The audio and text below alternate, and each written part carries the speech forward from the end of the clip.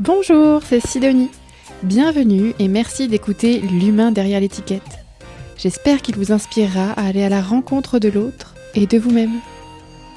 Si ce podcast vous plaît, n'hésitez pas à vous abonner pour ne rien manquer des épisodes à venir. Bonne écoute! Bonjour chers auditeurs, chères auditrices, bienvenue sur ce nouvel épisode de L'humain derrière l'étiquette. Aujourd'hui, je reçois Alain Diblanc. Bonjour Alain. Bonjour Sidonie. Alors déjà, merci d'être là Alain. Est-ce que tu peux te présenter en quelques mots en tant qu'être humain, s'il te plaît? Ah, c'est une vague, gros problème. Alors, donc, j'ai 78 ans, j'ai un passé d'enseignant de mathématiques collège, toute une histoire, toute une époque, voilà, bon. Et puis j'ai pris ma retraite en 2003, puis depuis j'ai tourné la page. Justement, les pages, tu parles de pages, tu as tourné la page. Voilà, c'est-à-dire j'ai laissé de côté les mathématiques, que je ne renie pas. Oui. Mais je me suis intéressé vers d'autres choses. Et puis, avec la retraite, on a plus de temps. J'étais passionné par des recherches. Ouais. Quel genre de recherche? Alors, c'est parti sur d'abord la généalogie. Toujours intéressé, grâce à ce qu'Internet permet d'avoir. C'est-à-dire, on accède à plein de choses. Oui. Dans les archives, tout ça. Et c'est un domaine fabuleux parce que ça répond à des questions. Alors, déjà personnelles sur ma généalogie. Et puis, aussi rendre service à d'autres. Ouais. Mais après, on bâtit une histoire. Ouais. Ça a été mon histoire, l'histoire personnelle. Les parents, qu'on ne questionne pas assez d'ailleurs. Ouais. Et justement, tu parles de recherche et tout ça, parce que moi, ce dont j'avais envie de parler aujourd'hui aussi, c'était tes livres, parce que effectivement, tu as écrit 3 livres, si je ne me trompe pas. 3. J'ai eu la chance d'en lire 1,5, on va dire, parce que je n'ai pas fini encore. On a l'impression d'y être. Donc, c'est vrai que tu dois passer, j'imagine, du temps dans les archives. Est-ce que tu peux nous parler un petit peu de ce... Parce que, voilà, t'es passé on va y revenir à ton époque de prof de maths, mais t'es passé de prof de maths à écrivain, finalement. Qu'est-ce qui s'est passé? Disons que le premier, c'était lié à une lointaine cousine de mon père. Et donc, j'ai pas connu... Premier livre, j'ai pas connu sa famille, il s'appelle L'histoire hors du commun d'une personne ordinaire. Ouais. Bon, elle a été aux côtés de Louise Michel sur les barricades de la Commune, ça c'est pour situer l'époque, 1870. Et puis, sa fuite en Angleterre, voilà. Et j'ai pu accéder aux archives, notamment des archives anglaises, des journaux, et ça c'est devenu une véritable histoire et obsession de compléter sa vie. Et toujours en demander plus. Je suis allé à Londres, je suis allé en Belgique, puisqu'il y a des origines belges. Plein de choses. Et c'est ce qui donne l'impression qu'on y était, parce que tu m'avais dit que tu lisais des articles de journaux, des faits divers, des choses comme ça. Et c'est des histoires qui sont quand même pas hyper joyeuses. Non, parce qu'évidemment, dans les livres, est-ce qu'on trouve beaucoup de livres où tout est joyeux, tout est beau, malheureusement. Un livre pour enfants, quand même. Oui, mais... Ça, c'est pas un livre pour enfants. Malheureusement, c'est comme les films, c'est comme... T'as qu'à regarder tous les films qui sortent, c'est toujours soit sur des gens, la maladie, les crimes et tout. C'est triste à dire, mais le bonheur n'attire pas forcément. Oui. En fait, toi, ce qui est dommage. Ce qui t'a poussé, du coup, à écrire sur... Donc là, en l'occurrence, c'est parce que c'était un lien familial. Voilà. Mais du coup, ce qui t'a poussé, c'est ta passion avec les archives, la précision. Et puis, il y a un moment où, par exemple, c'est ma belle-fille qui m'avait dit, Alain, ça serait intéressant que tu écrives l'histoire. Parce que c'est vrai qu'il y a un moment, tout ça, ça fait des notes complètement éparpillées. On a besoin de faire une synthèse. Ouais. Et puis, on se prend au goût pour la personne et tout. Non pas qu'on soutienne, parce que j'imagine que c'était une redoutable femme, mais c'est une Marguerite, mais... En tout cas, l'histoire me plaisait. Ouais. Et puis, mais par contre, le gros problème, c'est que j'ai jamais eu les talents pour écrire. J'étais, depuis la jeunesse, l'école en français, j'étais nul. Classé nul, je m'en étais fait une raison, ça m'a jamais traumatisé. Heureusement, j'avais les mathématiques, voilà, bon. Et puis, quand on commence à aimer des choses, on se force. Déjà, en mathématiques, j'avais toujours le goût, d'abord, de faire des phrases correctes au tableau pour les élèves, d'écrire correctement, mais ça, on est loin de là pour écrire un livre. Oui. Ça fait pas... Donc, en fait, tu vois, voilà, on a... Mais t'as osé quand même, au final. Alors, voilà, je me suis lancé, ça m'a demandé beaucoup de temps. Heureusement, j'ai eu de bonnes correctrices, plusieurs, ma fille, etc. Enfin, et sans eux, sans elle, que ça aurait donné.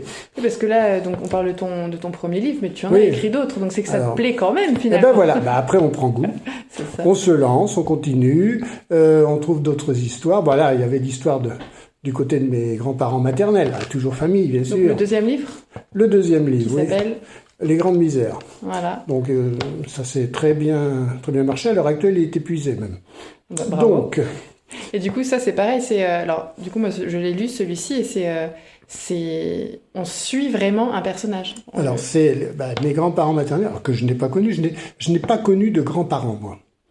Ah oui, du côté de mon père ou de ma mère.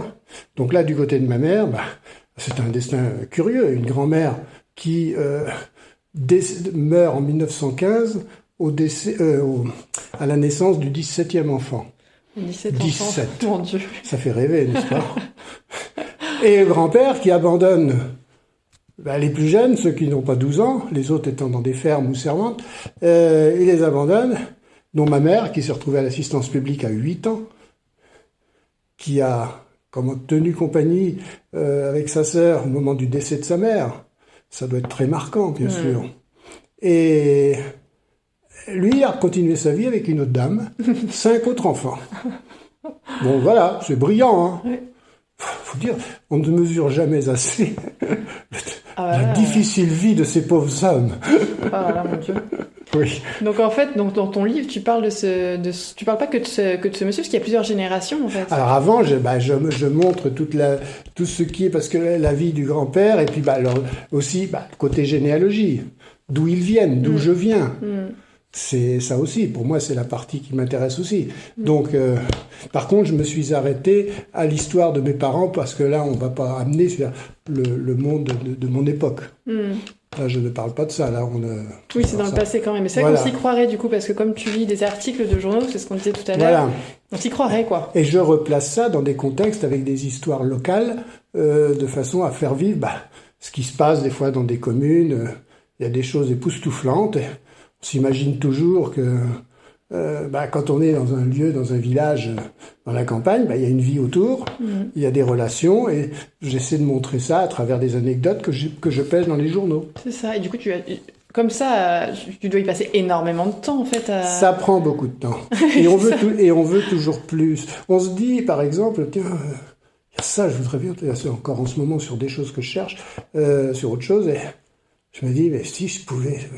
Puis il y a l'échec. Puis des fois ça marche. Et du coup, donc tu parlais d'internet tout à l'heure, mais tu vas aussi du coup dans des lieux où il y a des archives. Les archives à Saint-Lô, les archives à Alençon, je suis allé, les archives à Caen, je suis allé aussi pour l'histoire de Marguerite, j'étais allé aux archives de la Marne, Verdun, en Belgique. Voilà, donc. Puis des fois ça sert pas grand-chose, mais. Des fois on découvre des petites choses. Et ça se passe comment justement quand tu arrives dans les archives? En fait, tu arrives, moi dans ma tête j'imagine une pièce où il y a plein de trucs poussiéreux partout. Non. De toute façon maintenant tout ça est informatisé. Ah, c'est triste. Alors il reste encore de nombreux registres non informatisés, et c'est le problème, c'est là heureusement il y a un accueil. Et on dit là je voudrais trouver etc. Ah oui, alors il faut aller chercher dans telle cote et venez avec moi, etc. On nous guide. Puis après on s'habitue à des choses. Et puis on peut déjà aussi faire une pré-recherche sur Internet, sur le site des archives, savoir par exemple que dans tel code, c'est-à-dire le permettre de ranger, c'est-à-dire la série M par exemple, on peut avoir telle chose, ça permet tout de suite d'arriver là-bas, dans les... Savoir où elle est, quoi. Et puis de demander, alors on a une recherche sur Internet, et puis de demander telle sorte de document, par exemple des actes notariés, tout ça. Donc en fait quand tu vas là-bas, ce sont des documents originaux? Alors on a des fois, souvent... C'est par exemple tout ce qui est document notarié, nous amène tout un dossier. Alors là, c'est poussiéreux. Ouais, c'est ça. ça correspond bien à ce que j'avais en tête. Et là, faut feuilleter. Et puis, c'est beaucoup de manutention pour souvent peu de choses. Ouais. Alors, quand on trouve, moi, je ne lis pas. Je prends ça en réserve, je photographie. Ah oui. Et je prends ça à tête reposée chez moi. C'est un peu comme Noël, comme le cadeau de Noël encore enveloppé, et puis quand tu arrives chez toi, tu développes. Voilà, tout à fait, parce que là, sinon, on va passer son temps, et au bout de 3 heures de recherche, on n'aura presque rien, finalement. Ouais. Donc, il faut accumuler, et puis après, souvent, il faudra y retourner, parce que pour affiner, pour se dire, tiens, voilà, ou des fois la photo peut être floue. Ouais. Ça peut arriver. Ouais. Et du coup, ça c'est dommage. Et du coup, donc là, on n'a pas été 2 premiers livres, on a écrit un 3e. Qui s'appelle... Alors lui, par contre, ça n'a plus rien avec ma famille. C'est, comment je veux dire, Mais on reste en revoir ma Normandie. C'est ça, toujours la Normandie quand même. Ah oui, bah oui, parce que c'est ma région d'adoption. Et voilà, c'est... Il se passe quoi dans ce livre alors? C'est l'histoire d'un gars qui part de Pont-l'Évêque, qui a 20 ans en gros, et part à l'armée pour 5 ans. En quelle année à peu près? Alors on est en 1871. Toujours les mêmes époques à peu près. Voilà, oui. Donc il part, normalement 5 ans plus tard, il revient à Pont-l'Évêque et il continue sa vie, il va se marier, il y aura des gosses, voilà. Oui, mais ça se passe pas comme il veut. C'est une forte tête, aidé avec l'alcool, comme beaucoup à l'époque et puis comme toujours. Et il va s'attirer les foudres des adjudants, des gradés. Donc de punition en punition, l'échelle augmente du niveau de punition. Et il va connaître après la prison militaire, l'envoi, désertion, parce qu'il en a marre. Oui. Et ça, c'est trop fort. Et donc, il va connaître les pénitenciers militaires en Algérie. Biribi. Et du coup, tu t'es documenté comment? Alors là, sur Internet, on trouve plein de choses. Okay. C'était largement, notamment avec des écrits d'Albert Londres et tout, qui ont sur les bagnes. Et donc, il va être là-bas, mais il est astucieux parce qu'il n'a qu'une envie, c'est se sauver, retrouver sa Normandie. D'où le titre du livre. Il va s'évader, il revient en Normandie, c'est vraiment son but. Revoir sa Normandie, c'est bien le titre du livre. Ouais. Et puis, évidemment, il est déserteur, il est évadé, donc il ne faut pas qu'il se fasse contrôler. Donc il va se faire reprendre, renvoyé au bagne, en Algérie, et là il se dit quand même, si je pique une identité à quelqu'un, donc il va voler l'identité de quelqu'un. Et il va encore s'évader, revenir en Normandie, jamais directement, parce que ça prend du temps à cette époque-là. Et il faut encore se faire choper pour les contrôles, il faut bien qu'il vole, malheureusement. Pour manger. Voilà. Il va devenir aussi... il va quand même faire un métier de passer à domicile chez les gens. Ils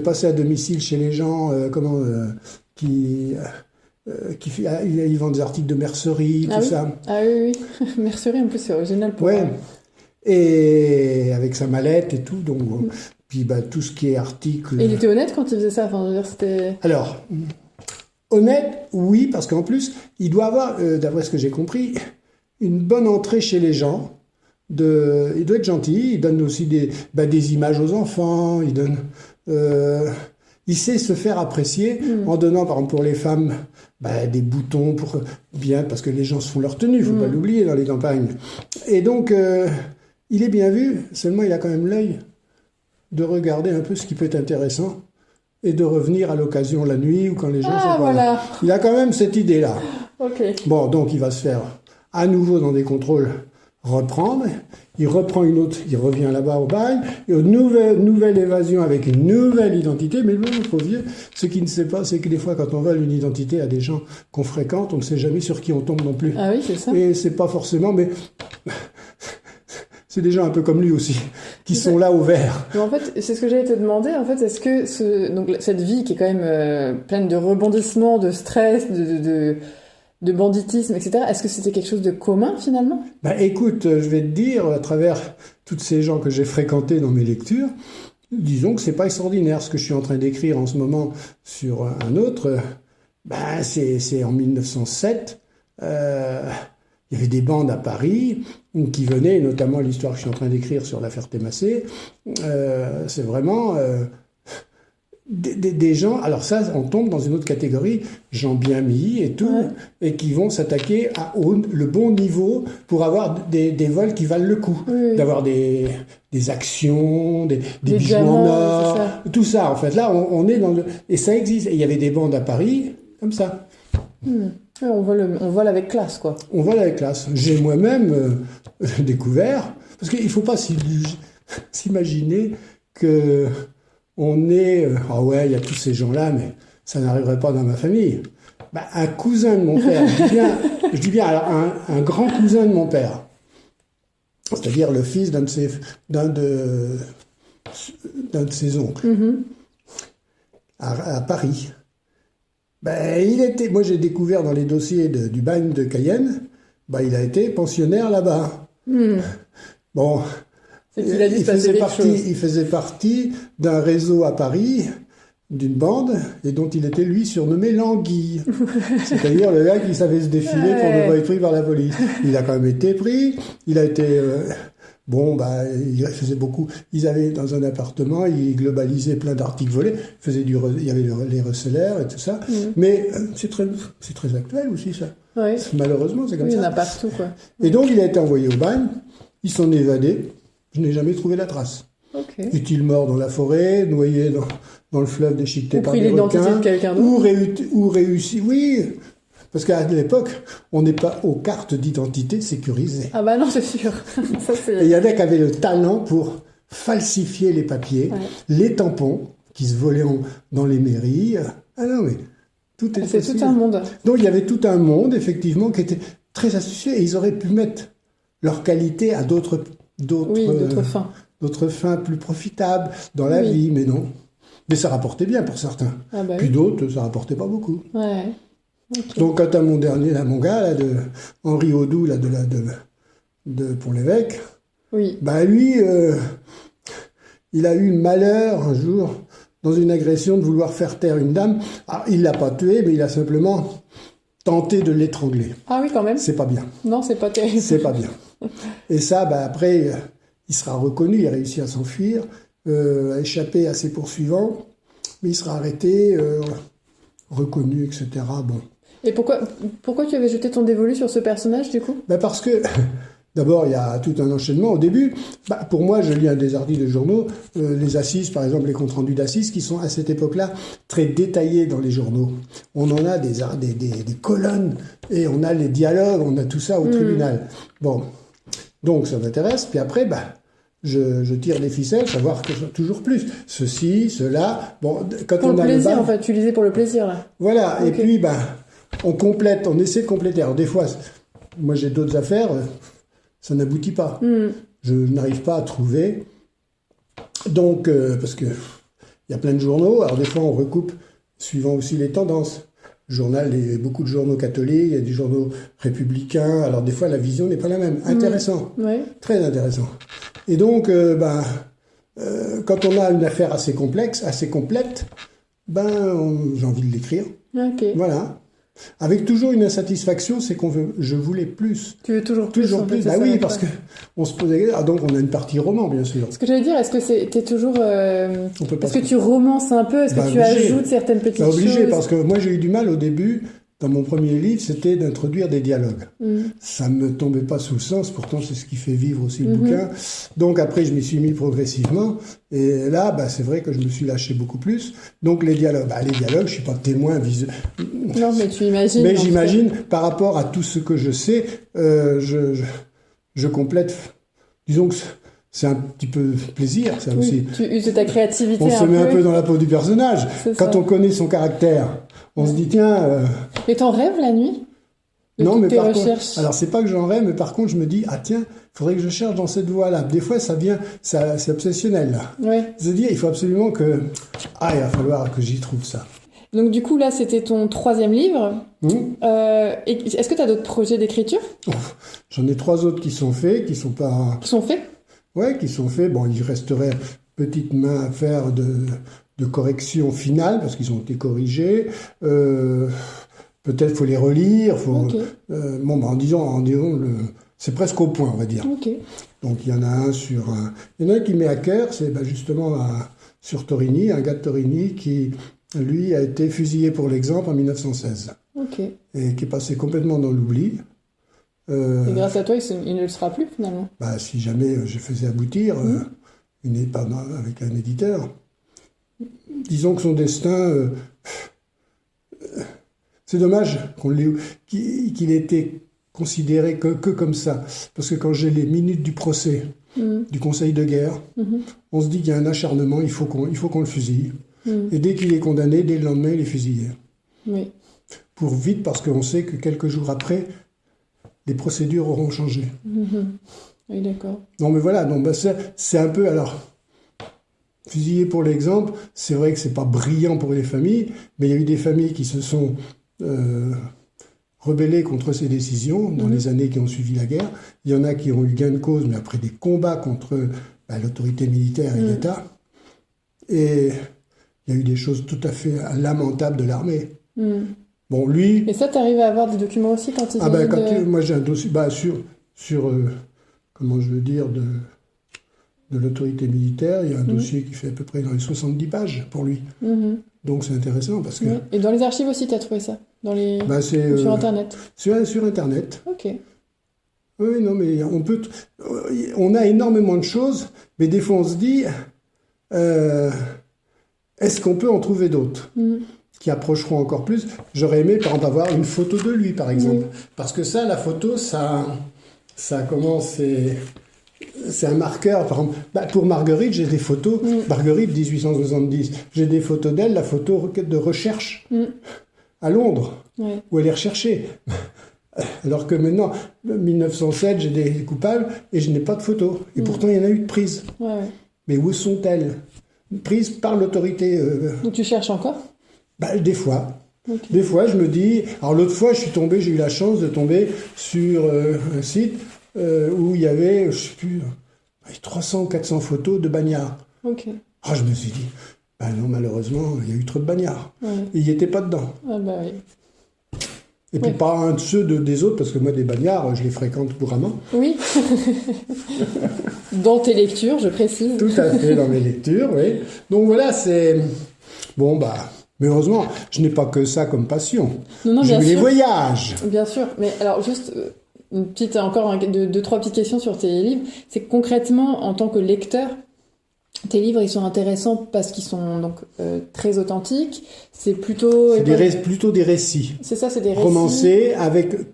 La trame est entièrement vraie. Ouais, et 19e en général, 19e, début 20e éventuellement. Jusqu'à 1920 à peu près. Voilà, basé sur des faits réels, avec vraiment une grosse documentation tout à fait. À côté. Et puis aussi, c'est très normand, parce que là tu viens de parler de Torigny qui est dans la Manche, tu as parlé de Pont-l'Évêque, tu as parlé de... Déjà pour fréquenter les archives, c'est plus près de chez moi.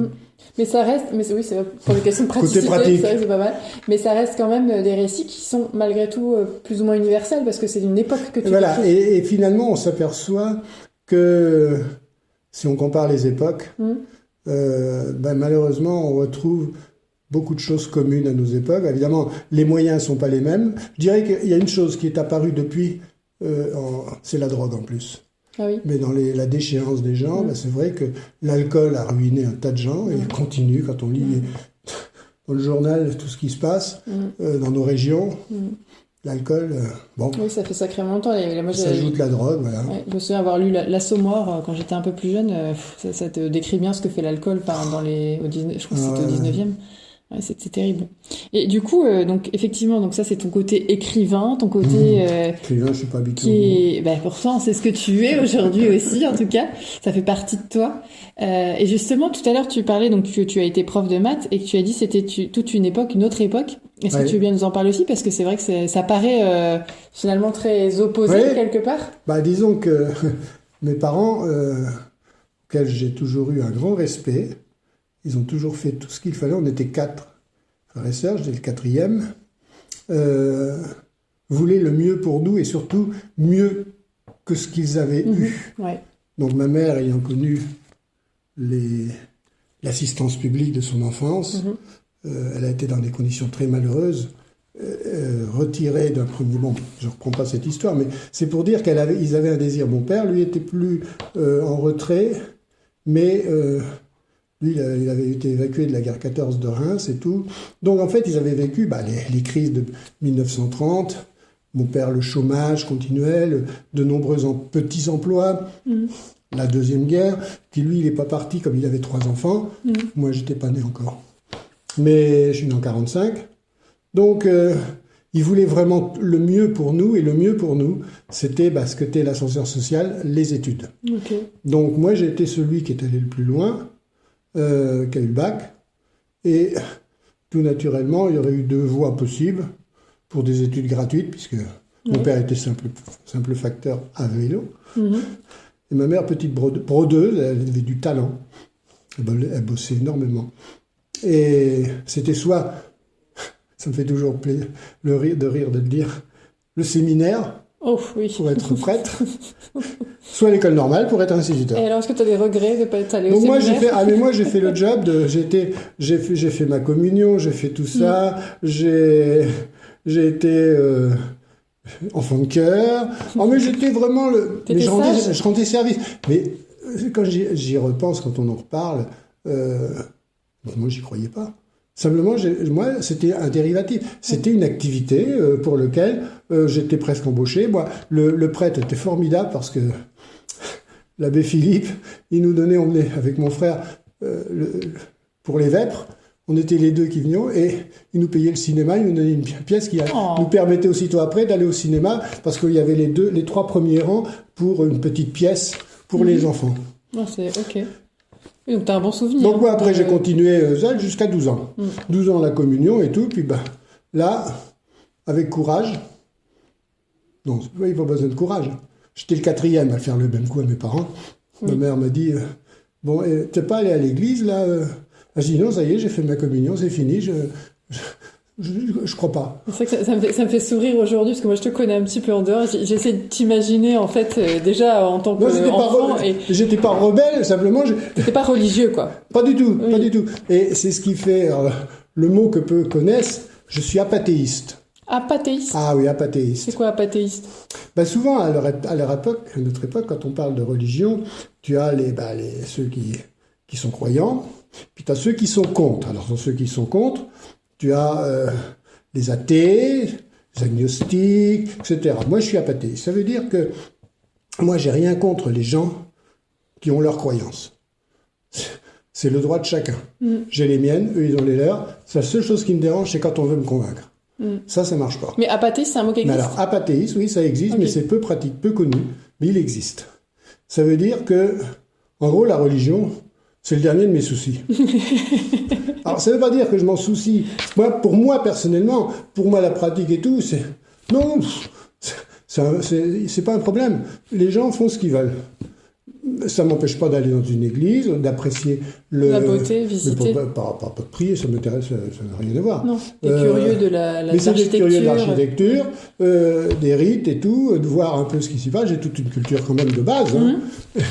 Mais faut pas qu'on me classe comme étant contre la religion. Non, bien sûr. Non, parce que j'estime que chacun a le droit de penser, c'est fondamental pour moi. Alors après, il y en a qui pensent très fort et qui veulent imposer aux autres des choix. Alors ça, non, je suis pas d'accord. Ça, je suis pas d'accord. Mais bon, autrement, voilà. Alors donc, en fait, j'ai choisi l'école normale. Oui, du coup. Et tu savais déjà que tu allais... Tu savais déjà que tu allais aller vers les maths à ce moment-là? Non. Alors si, de base, j'étais toujours très bon en maths et très mauvais en français. Et tu aimais bien les maths? Voilà, parce que c'était simple pour moi. Okay. Mais c'était jusqu'au niveau 3e. Et après, arrivé à l'école normale, j'ai fait 2 années à Alençon. Ça, c'était pour être instituteur. Et puis après, comme j'avais de bons résultats en maths, je suis allé en maths LM au Mans. Puis là, après, il y avait la section CEG à l'époque, vers lesquelles j'ai été sélectionné. Et après 2 ans d'études, j'étais, alors à ce moment-là, instituteur CEG. Et puis il y a eu en 69, j'étais marié de l'année d'avant, le statut qui nous faisait professeur. Alors ça, c'était un changement. Disons que ça nous garantissait le fait qu'on avait moins d'heures que les instituteurs. On tombait à 21 heures, après on est tombé à 18. C'est déjà pas mal, hein. Voilà, on avait, et puis la spécialisation. Donc moi, c'était évidemment mathématiques, physique. Ok. Voilà.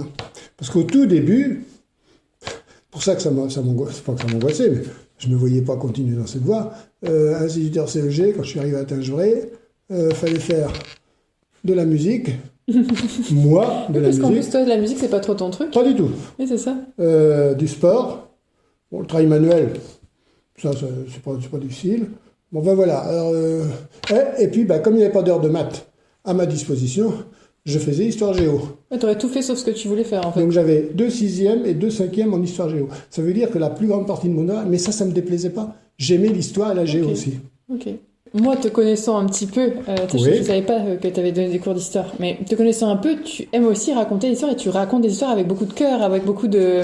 C'est ce que j'aimais faire, raconter les aventures, comment Hannibal franchissait les Alpes avec ses...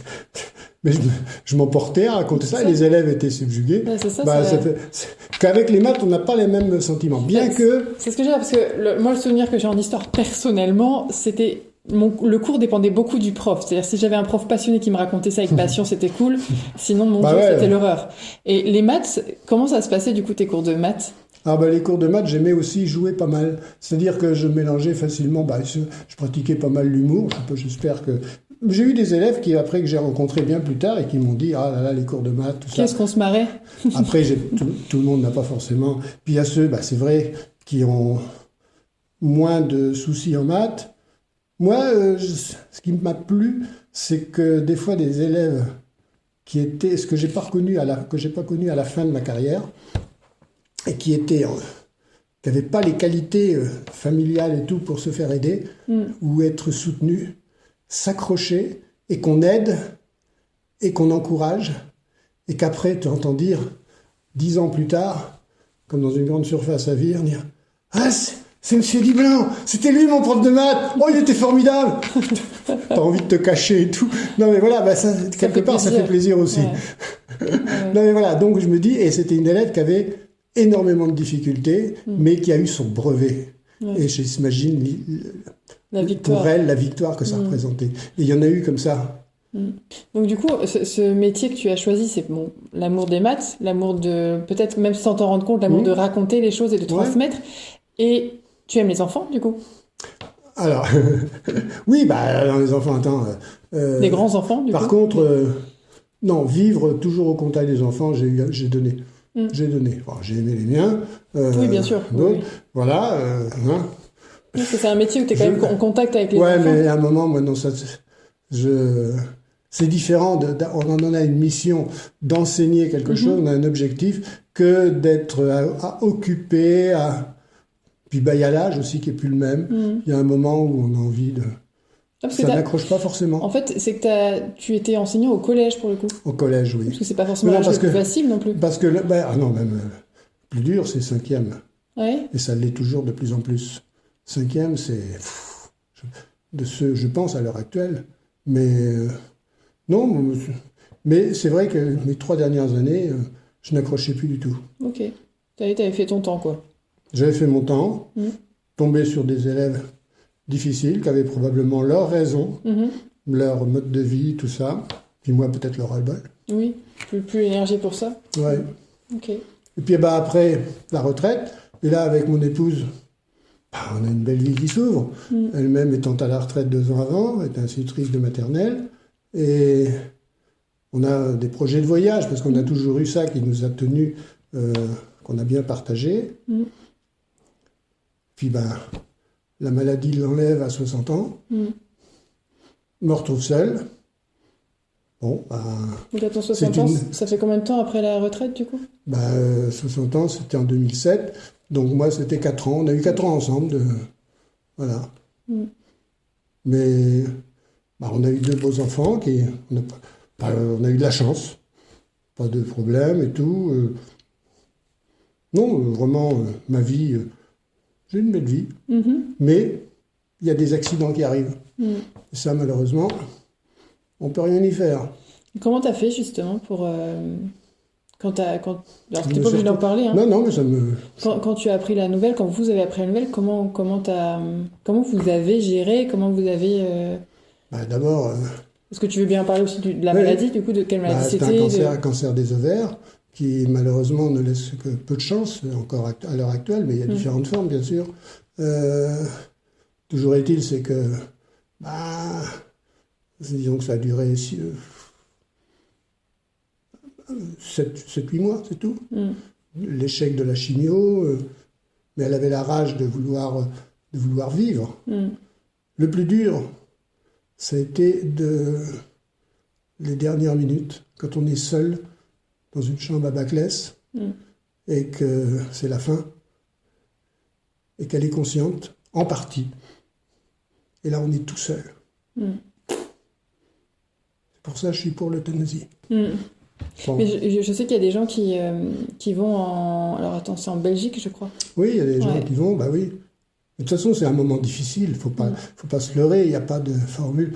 Mais c'est vrai que on dit beaucoup de choses. Pour moi, c'est des choix personnels. Et on ne doit pas ignorer ces choix personnels. Ça, c'est... Puis c'était un mois de mai. Un mois de mai, il y avait les ponts.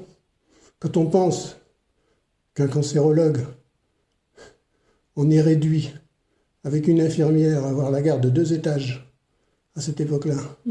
2 étages. Et que le cancérologue, on est réduit aussi à changer les couches des gens. C'est là qu'on se dit, on hallucine par rapport. Et mon épouse avait demandé, elle est morte le mardi, elle avait demandé le dimanche à voir la psychologue chargée du service.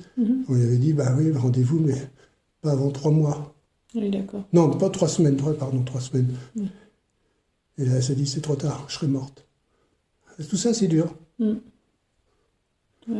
Alors souvent, les gens parlent de soins palliatifs et tout, mais combien en profitent? Enfin voilà, bon. Donc après, je me suis dit, dès qu'elle est morte au mois de mai, alors le drame, c'est qu'elle n'a pas vu son petit-fils, qui lui est né au tout début juin. Donc même ma fille n'a pas pu assister à l'inhumation, elle a assisté par l'intermédiaire du téléphone sur l'hôtel, avec sa belle-mère à côté, parce qu'elle est à Paris. Non mais voilà, donc, moi après, je me suis dit, Alain, il ne faut pas te laisser aller, et fin juin, sur un coup de tête, je me suis pris tout seul une croisière je suis parti au départ de Paris, arrivé à Venise, donc bateau, je suis allé jusqu'à Istanbul, revenu. Je dis pas que ça a été la joie. Et pourquoi ce voyage-là? C'était de ne pas rester à me morfondre à la maison. Et Istanbul? Non, Istanbul, il y avait des escales. Ah oui, ok. Il y avait Olympie, c'est pour ça que j'ai découvert le site d'Olympie, etc. Bon. Mais mon fils m'avait confié une série que j'avais sur mon ordinateur. C'est vrai, je la gardais beaucoup dans la nuit. C'était quoi? Jacques Boer, 24 heures chrono. C'était une saison, toute une saison. Et donc, voilà. Mais c'est vrai que j'ai eu des moments pas agréables du tout. Oui, mais j'en suis ressorti en me disant, il faut que je continue. Donc j'ai fait après, je suis allé en Irlande tout seul. Je suis allé 2 fois 15 jours errer sur les routes du Nouveau-Mexique. Je dis pas du Mexique, du Nouveau-Mexique et de l'Arizona. Voilà, Et tu dirais que le voyage, ça t'a aidé justement à... Oui, ça m'a aidé parce que il y a juste des moments très forts. Quand on est devant un site et que on est tout seul, t'as envie de partager. Et qu'on a envie de partager. Par contre, j'ai vu un jour, je me suis dit heureusement que je suis tout seul. Parce que si je faisais partager ça, c'était un soir, sur une petite route, un motel, tout ce qu'il y a de pire, des draps qu'on ne peut pas soupçonner, comme dans les la douche, séries, je vois. une horreur. Enfin, l'ensemble était, mais c'est même pas miteux. Je me suis dit, heureusement, je suis tout seul. Et ça, de cette expérience, le matin, je me suis endormi, ça, mais j'en ai souri. Parce que je me suis dit, heureusement que j'étais seul. Bon. Ouais. Non, et puis, si, il y a un autre endroit où, parce qu'avec j'avais des amis avec qui j'ai beaucoup partagé, avec aussi avant tout, on a fait beaucoup de voyages ensemble. Et on avait fait, dès le premier Noël, enfin 1er janvier, en 2007-2008, on est allé en Australie 3 semaines. Okay. Donc un grand voyage que j'avais organisé, parce que j'aimais ça, organiser. Oui, t'aimes toujours d'ailleurs. Ouais, mais bon, moi, non. Maintenant, j'organise à des distances de 30 km où Moins loin. Moins loin, ça s'agit. Non, mais donc, et il y a eu un moment, on a fait plusieurs coins, on avait une voiture de location, mais on changeait de lieu avec l'avion. Et dans le grand désert rouge, là, c'est le sommet qu'on appelle Uluru, là, des aborigènes, qui est mythique. Et il y avait le coucher de soleil, et j'avais réservé un soirée, repas, coucher de soleil, et avec la musique, avec, je ne sais plus comment ça s'appelle, les longs tubes, là. Ah oui, oui, je vois. Bah, là, maintenant que tu me dis, oui, je vois bien, c'est un grand tuyau qui va jusqu'au sol, presque. Ouais, c'est ça. Je vois. Et puis, les chandeliers sur la table, il y avait Ah, puis alors, le coucher de soleil, à un moment, ils éteignent, tout est éteint. Là, évidemment, le soleil est couché, on ne voit plus Uluru, et là, la musique et tout, puis le silence, toc. Et là, la voûte étoilée de l'hémisphère sud. De dingue. Et là, honnêtement, j'ai chialé. Bah, je comprends. Ouais. Ça doit être incroyable, en plus. Ouais, c'était très fort. Non, on a fait comme ça pas mal de lieux, mais bon, on apprend à vivre autrement, on continue la vie. Et puis, j'ai eu la chance de connaître des amis nous ont fait rencontrer. Et j'ai réalisé que, déjà 15 ans que je la connais. Oui, c'est pas mal. C'est pas mal. Hein. Mais du coup, donc, je sais que tu as pas mal voyagé, effectivement. Tu racontes des fois, justement, des petites anecdotes qui sont rigolotes, et puis tu as beaucoup d'humour. Ça t'a jamais donné envie d'écrire un livre sur ta vie à toi ? Alors, moi, si, c'est ce que tu dis, mais par contre, j'ai une autre idée. C'est de laisser mes enfants, mais surtout mes petits-enfants et futures autres générations que je ne connaîtrai pas, de laisser une trace de tout de tous les souvenirs, aussi bien de mon épouse, qui n'a pas pu leur livrer, peut-être qu'ils ignorent, et donc j'ai écrit à un moment, alors des fois ça m'a repris encore 2-3 ans de rajouter un peu après avec le Covid. Comme un journal un peu ? Voilà, en fait, et de reprendre, donc c'est pas du tout romancé, ce sont des souvenirs, il y en a à peu près en format A4, 600 pages. Ah oui, mais c'est du premier jet, hein. J'ai jamais relu. Ah ouais. Mais avec ça, je pense, parce que moi, du coup T'as commencé quand j'ai commencé après le décès de Narlette. D'accord. Et voilà, donc ça part de mon enfance. Ouais. Voilà, moi, mon enfance, c'était très simple, mais donc voilà, je raconte un tas de choses, et de tous nos voyages, tout ça. Eux, ils en voyagent une partie, mais ils ont peut-être des facettes qu'ils ignorent. Alors, il n'y a aucune révélation. Non, on a une vie plate, dans le sens, pas de choses énormes, pas de secrets cachés, mais peut-être après des interprétations aussi. Oui. Mais ça, c'est normal. Chacun a sa vision. Donc voilà, et... Non, donc ça m'a pris à cœur, parce que moi, j'ai souffert d'une chose, c'est que mes parents, j'ai regretté qu'ils sont partis sans laisser... Ils nous ont dit des trucs sur leurs souvenirs. De mon père, par exemple, qui, à Reims, dans les années de guerre, avant d'être évacué, allait dans les tranchées qui n'étaient pas très loin, et piquer de la poudre, de la poudre qui fait... Exploser ? De la poudre explosive.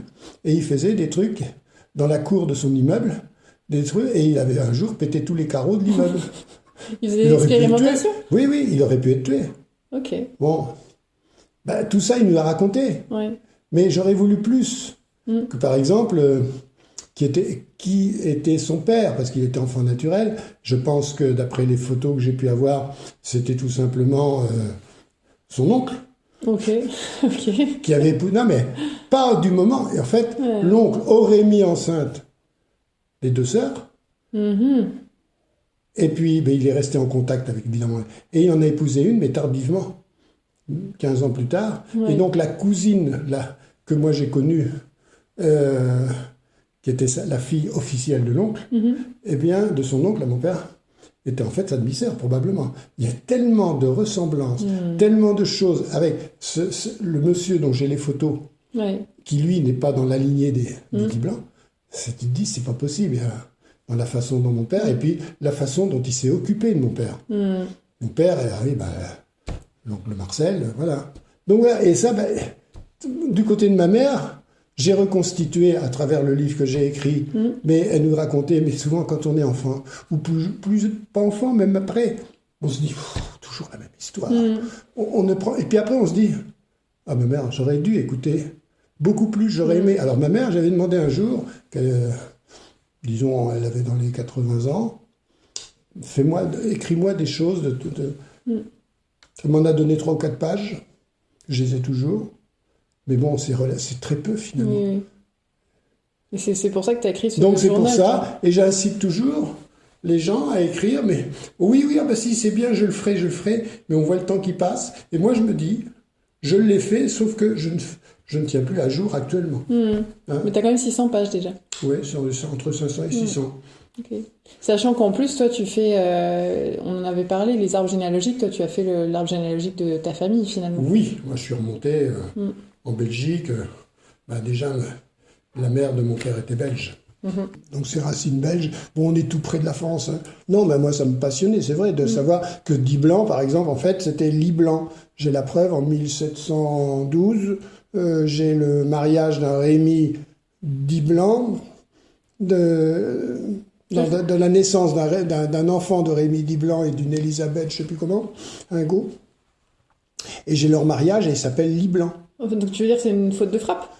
Il n'y avait pas de faute de frappe. Dans l'écriture, hein. Oui.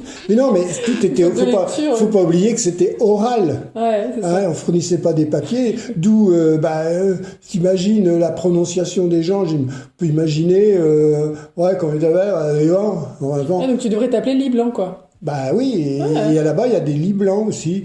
Mais seulement, ça fait des branches. Voilà. Bon, ça m'a. J'ai les photocopies. Bien sûr que j'ai pris, ça c'était aux archives en Belgique.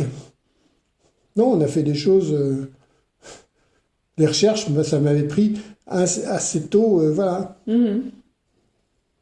C'est Qu'est-ce qui t'avait piqué la première fois où tu as fait justement des recherches généalogiques? Comment t'es tombé là-dedans? Parce que c'est quand même pas le hobby de tout le monde. Disons que le développement d'Internet, mais je pense que ça a dû commencer avant, puisque j'allais en Belgique, on passait, mais c'était juste ponctuel parce qu'on n'avait pas encore Internet. Mais à l'occasion de la Belgique, j'aimais savoir, comme les racines de mon père, c'était à Isel en Belgique. Donc j'étais passé, on découvrait un domaine, un monde de la commune, qui était tout à fait à 5-6 km de la France.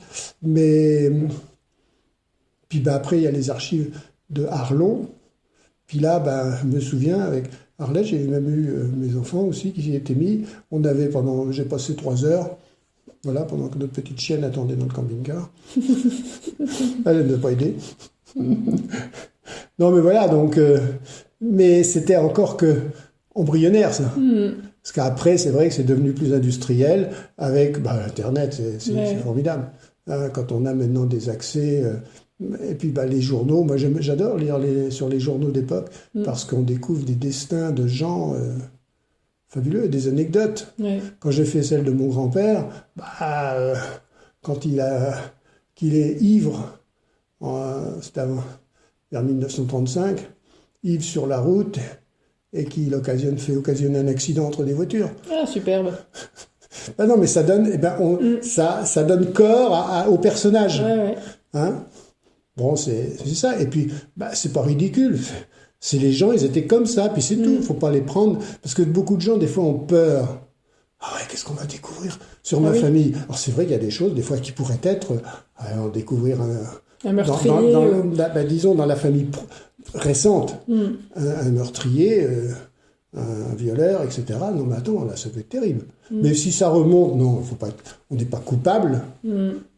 Ça fait peut-être pas plaisir. Combien de gens aiment avoir que leur ancêtre, c'était le duc de... Ah oui, d'accord. Oui. Moi, tu m'as rien découvert de spécial comme ça. Moi, j'aurais bien voulu que tu me dises que j'étais la fille d'un roi. Alors, tu sais, ça a fait le bonheur de sites qui ont vendu à nombreuses personnes à une époque... sur l'origine de leur nom et qu'ils étaient, etc. Et les gens y croyaient.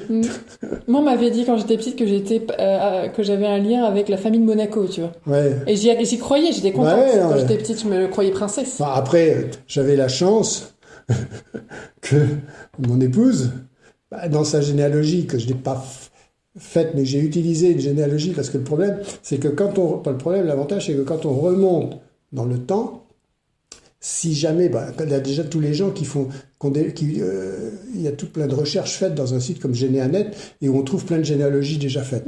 Et si on arrive à se rattacher à quelqu'un qui était, par exemple, un petit pas baron, d'un manoir qui, dans les années 1700.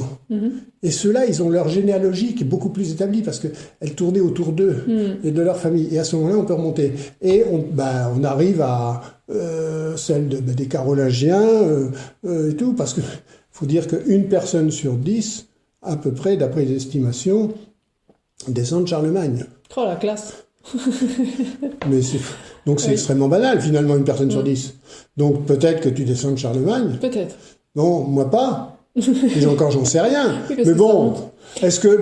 après, il y a tous les enfants, non. C'est ce que j'ai, il y a le facteur aussi de... Ouais, ça fait plaisir. Est-ce qu'il y a eu coucherie à droite à gauche, on ne sait pas. Ça devait exister largement. Hein. Oui, c'est ça. Et ça, tu ne l'as pas dans les arbres généalogiques, tu ne l'as pas écrit.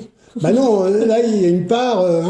Mystère. Faut prendre ça avec des pincettes. Hein, bon, mais il y a des choses... C'est vrai que... Quant à dire que si tu descends de Jésus... non, Jésus n'a pas eu d'enfant. Enfin, bien qu'on ne sait pas. Finalement, là, tu es en train de lancer un sujet polémique. Ah ben voilà. Non, mais bon. Non, mais c'est intéressant parce qu'en plus, dans l'arbre généalogique, il me semble qu'il y avait... Je crois que c'était avec mon prénom, j'avais vu que quelqu'un s'appelait Sidonie aussi, mais il y a... Sidonie était un prénom... Non, mais c'est fou, en fait, de se dire, on a l'impression de trouver un prénom extraordinaire, en fait, on le retrouve 4 générations avant. Disons qu'il faut atteindre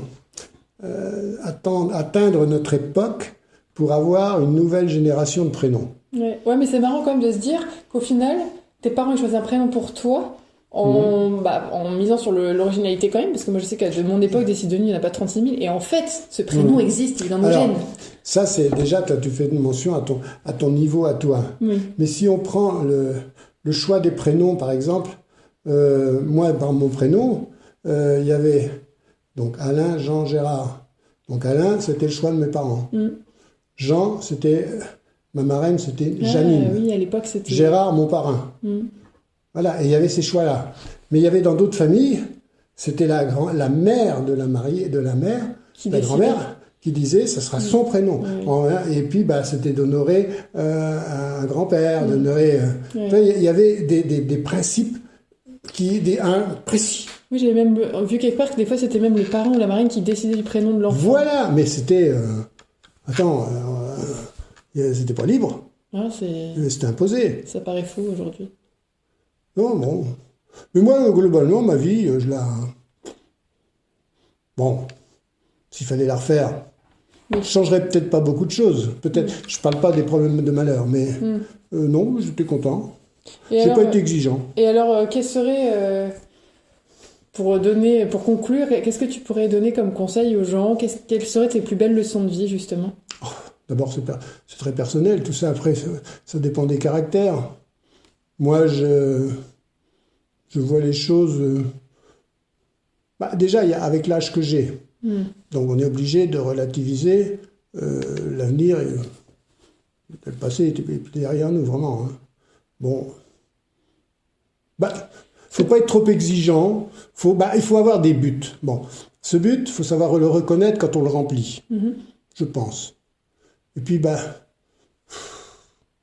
Moi, je peux dire quelque chose? Je peux répondre un petit peu, voir si tu es d'accord? Moi, quand on t'écoute, en fait, ça donne aussi envie de dire d'écouter son cœur, parce qu'en fait, tu t'es pas vraiment posé de questions quand tu as commencé, par exemple, tu as été prof de maths parce que tu aimais bien ça, puis après, quand tu t'es mis à la retraite, tu t'es dit, tiens, sans te poser de questions, finalement, tu t'es mis à écrire naturellement. Enfin, ça s'est fait de suivre son cœur, en fait. Oui, alors toi, tu dis suivre son cœur, moi, je dirais suivre ses mouvements, enfin, suivre ce qu'on a envie. Alors évidemment, quand on est devenu tout seul, on a plus de liberté pour ses choix. Quand on est deux, je parle avec un couple, il faut partager. Chacun a ses désirs. L'essentiel, c'est d'être en accord. Bon, moi, j'ai eu cette chance qu'on était en accord sur... J'avais jamais pensé, par exemple, quand j'ai connu mon épouse, que quand je l'ai vue la première fois, j'ai pas pensé que ça sera elle, mon épouse. J'ai pas pensé en termes comme ça. Non, Je l'ai vu, j'allais passer l'examen, je m'étais arrêté, c'était lié au mariage de mon frère, et c'était du côté de Mortain, et il m'amenait pour me déposer à Caen, où j'avais un examen à passer. On arrête chez des gens, et c'était les parents de celle qui devenait la femme de mon frère. Et puis il y avait de passage une dame avec sa fille, et la fille, bon, on a marché, tout ça, en groupe. Bon, il faut dire que je ne l'ai pas remarqué vraiment. Bon, elle m'a parlé que passionnée de la terre, passionnée de la campagne, elle était institutrice remplaçante, ça, mais je veux dire, non, ça n'a pas fait. Et puis, il y a eu le mariage 3 mois plus tard, et c'était ma cavalière. Ah bah attention, c'était un rôle, ça. Et c'est là que subitement, ma vie a basculé. Ouais, tu t'es dit, tiens, elle est pas mal celle-là. Ouais, pas dit comme ça tout à fait, mais disons, il y a une attirance qui s'est produite. Voilà, dans ces cas-là, alors évidemment, la distance, moi je faisais mes études au Mans, elle était dans le Sud-Manche, c'était pas simple, j'avais pas de voiture. Bon, après j'ai passé le permis, j'en ai une, mais pas sur le coup. Vous aviez pas internet et vous pouviez pas et puis pas se téléphoner, alors on s'écrivait. Ouais. Ah on s'écrivait, ça vaut. Oh, des lettres? Ouais, des lettres. Oh. Voilà, non. Mais on partageait, voilà, bon. Puis un beau jour, alors, j'ai eu cette phrase admirable, très vite d'ailleurs, parce que quand j'y allais, je descendais chez sa mère, une petite maison, voilà, elle était petite mercière dans un petit bourg, et c'était pas confortable. Pour dire, il y avait les toilettes dans le fond du jardin. Ah, écoute. Non, il faut remettre ça dans le contexte. Hein. C'était pas chauffé en haut, caillé. Bon, et je lui ai dit en marchant, je crois que c'était peut-être au Mont-Saint-Michel, qu'on était avec sa voiture, qu'on était allé. Puis je lui ai dit, tu sais, il faudrait qu'on trouve une solution durable. C'est beau, hein, cette demande en mariage. C'est magnifique. C'est très poète. C'est très cartésien. Ouais, voilà. Ça te correspond bien. J'ai pas honte de le dire, non, mais c'est vrai que ça manquait vraiment, tu sais, par rapport au cliché à genoux avec la bague. Non, bon. Mais non, ça c'est très. Non, voilà, c'est. Non. Bon, mais ça nous a toujours fait rire, en fait. Hein. Mais voilà, bon. Puis... C'est comme ça que vous avez décidé de vous marier, du coup? Disons qu'à partir du moment où je la fréquentais, automatiquement, simplement, c'était une façon de dire, bon, il va falloir penser à passer l'étape suivante. Bon, voilà. Et c'est là, pour revenir sur la religion, quand on a voulu se marier dans ce village, le curé était très sur les rites. Ouais. Et il voulait, moi je communiais pas, Arlette non plus, mais il voulait que je sois baptisé. Non, que je sois confessé. Ah. Mais moi j'avais aucun intérêt. Trop long. Je voulais pas être confessé, moi. Non. Alors je lui ai dit, je me verrai. Et c'est pas classique, ça, de vouloir se confesser avant de se marier? Non, mais il était complètement axé. Dans son délire. Alors, moi, je travaillais à Flers au lycée, j'étais à ce moment-là en délégation électorale comme prof en seconde. Et il y avait un aumônier qui venait, comme la loi le permettait, et à la récréation, je lui avais parlé, un jeune, il était jeune et tout, il était sympa, ça m'est arrivé de lui parler. Puis je lui ai dit, voilà, tout, il m'a dit... Ça existe, ces gens-là. Oui, c'est vrai que c'est pas extrême. Moi, il me dit, écoute, t'habites où? Je dis, j'habite au rond-point, à Flers, là, au rond-point central. Il dit, presbytère, c'est tout juste de l'autre côté. Je sais, je me promène, j'ai vu. Il me dit, écoute, on se met un rendez-vous, tu viens prendre l'apéritif, et puis t'inquiète pas, je te confesse pas. Il dit, je te ferai un papier, comme quoi je t'ai confessé.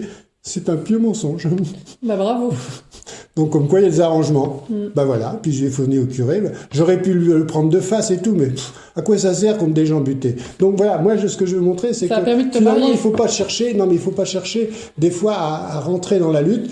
Moi, j'ai toujours essayé de trouver une solution qui rassure l'autre, mais moi, je n'ai pas non plus dérogé à ma pensée. Et puis, tout est juste, finalement. Voilà. Bon, donc, c'est ça, c'est ma façon de voir.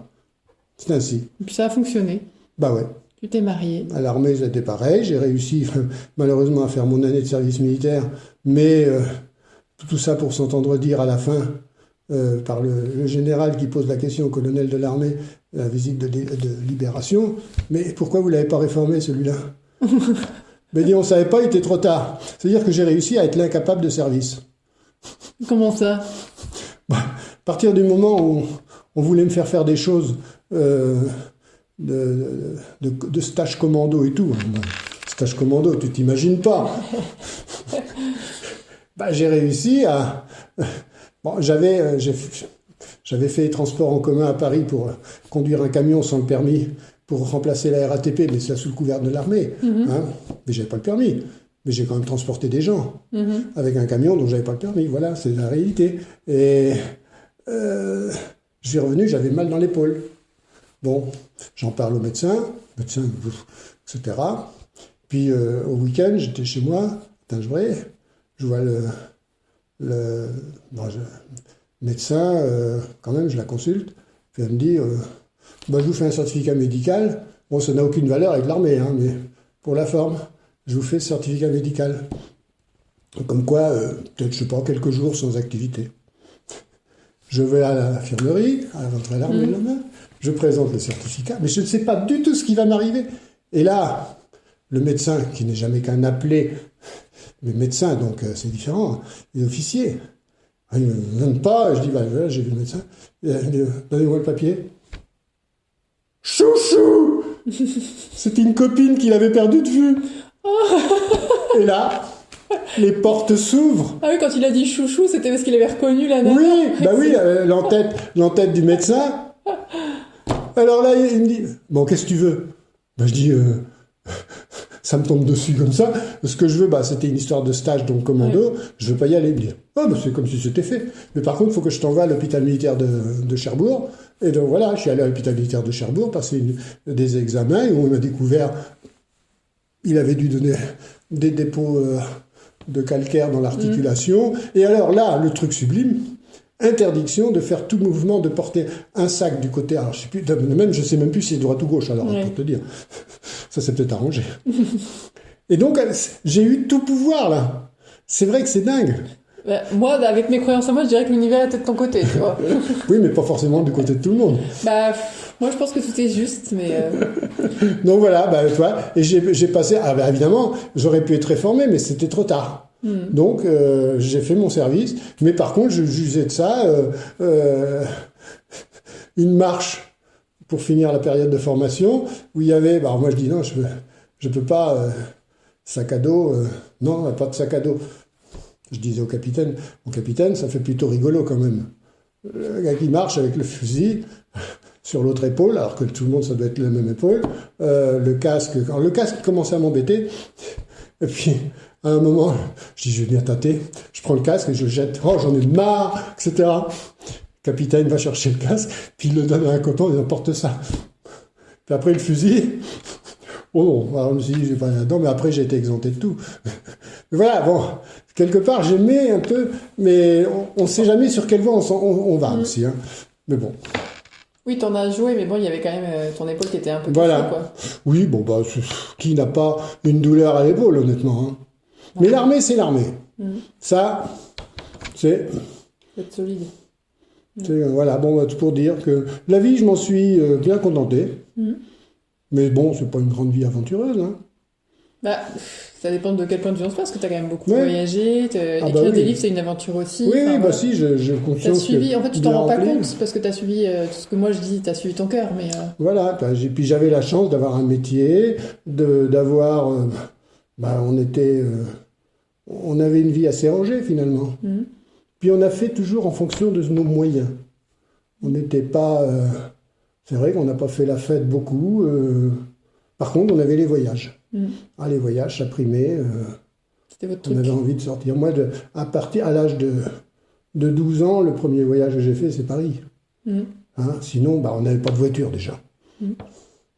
Si, mon frère en avait une, mais quand il voulait bien la sortir, pour nous promener le dimanche, à l'heure qu'il voulait. Ça a dû bien changer quand même, Paris. Sans vouloir être désagréable par rapport à ton âge, mais je veux dire, ça a dû bien changer, Paris, depuis. Oui, mon père aimait bien aller à Paris, donc on allait par le car. Il y avait ma sœur qui habitait, enfin, pas à Paris même, mais en côté. Non, mais c'est pour ça, moi, j'avais le goût du voyage. voyager. Et puis après, les élèves, c'est vrai, je leur racontais des choses, alors des anecdotes, des jeux où je disais, j'étais chauffeur d'autobus à Paris. Puis je me blais sur ça, mais évidemment, je modifie un peu la vérité. Il fallait qu'ils trouvent si c'était vrai ou pas, ils me posaient des questions. Mais j'ai fait plein de trucs comme ça. Alors ils aimaient bien parce que, pareil aussi. Ils imitaient, par exemple, tu sais, quand il y avait la fin de l'année ou avant Noël, ils imitaient des profs et tout. Je dis, mais vous pouvez m'imiter aussi. C'est là qu'on découvre aussi comment on est. Puis je dis, moi, maintenant, je vais me permettre aussi d'en imiter peut-être quelques-uns. À vous de trouver. Mais on se marrait. Mais c'était c'était gentil. Oui, c'était gentil. C'était gentil. Et ça, j'aimais bien cette ambiance-là. Puis après, on disait, ça y est, on travaille maintenant. Oui. Voilà, c'est... merci pour tous ces partages, Alain. Est-ce que tu voulais ajouter quelque chose ? Écoute, c'est un plaisir de me faire rappeler des choses. C'est compliqué, des fois, une vie. Mais voilà, non, c'était un grand plaisir de parler avec toi. Tant mieux. Te faire subir tous mes propos. Je trouve ça super. C'est plein de rebondissements en plus. Et juste, j'ai failli oublier, alors je t'ai dit avant qu'il fallait pas que j'oublie, Alain. Où est-ce qu'on peut trouver tes livres ? Alors, on peut les trouver en librairie. Il suffit de demander à Alain Diblanc. Par exemple, sur Internet, il y a les références. Ça peut se trouver à la Fnac, sur Amazon. Ça se trouve. Ok, donc sur Internet, on peut les trouver. Oui. Ok, super. Ça se commande. Et puis de temps en temps, tu fais des petites dédicaces, donc en Normandie. Oui, en Normandie. Là, je suis allé à Camembert, le salon du livre de Camembert récemment. Voilà. Puis d'autres. De temps en temps. C'est agréable de parler avec les gens. Il y a des gens quand on a la chance qu'il y en ait, qui s'y intéressent, et c'est vrai, ça existe, mais et beaucoup de gens passent. Mais en tout cas, c'est agréable d'évoquer, de dire, et puis tout d'un coup de dire je vous le prends, le livre. Oui. C'est qu'on a convaincu. Parce qu'ils ont trouvé que t'étais sympa, finalement. Ou que l'histoire leur plaisait. Ou que l'histoire leur plaisait, bien sûr. Ouais. Non, donc voilà. Après, c'est vrai que le deuxième, Les Grandes Misères, à l'heure actuelle, est épuisé. Je ne sais pas s'il y aura une nouvelle édition, je ne sais pas. Ça va devenir une pièce rare. Non, pas une nouvelle édition, un nouveau tirage, je ne sais pas. Ça va devenir une pièce rare, on va pouvoir le vendre au million. Je ne sais pas, je ne suis pas assez connu pour ça. Tu sais... Ça ne saurait tarder, si ça se trouve, ce podcast va changer ta vie, écoute. L'autre jour, j'ai eu quand même une réaction qui m'a surpris, c'est quand je suis arrivé au Salon du Livre de Camembert, la dame qui organisait dit... quand je suis arrivé, donc il y avait quelques personnes qui se mettaient en place. Moi, j'arrive avec 20 minutes d'avance. Et elle me dit, bonjour, monsieur Diblanc. Vous me connaissez ? Oui. Attendez. Je dis, oui, vous m'avez envoyé votre photo. T'as cru ? Ça m'a rassuré. Parce que je me dis quand même, la célébrité... Après, ta photo est sur ta 4e de couverture, sur ton livre. Oui, toujours, oui, c'est pour ça. Mais non, il n'avait pas le livre.